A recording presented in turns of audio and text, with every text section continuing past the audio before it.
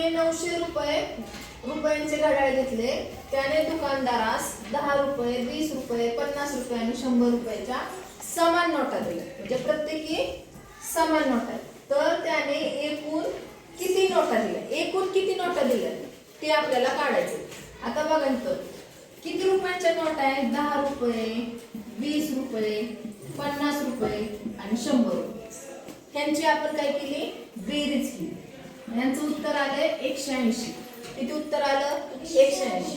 किती रुपयाचं घड्याळ घेतलंय, 900. मग आता काय करायचं, हे जे 180 रुपये आहे त्याने ह्या 900 रुपयाला भाग घालवायचा. शून्याला शून्य गेला. 9 दुने 18, 9 एके 9 आणि 0, 2 एक 2, 2 पंचे 10. 5 नोटा. प्रत्येकी किती नोटा आल्या, 5. म्हणजे 10 रुपयाच्या 5, 20 रुपयाच्या 5, 50 रुपयाच्या 5, 100 रुपयाच्या 5. तर प्रश्न काय विचारलाय, एकूण किती नोट आहेत.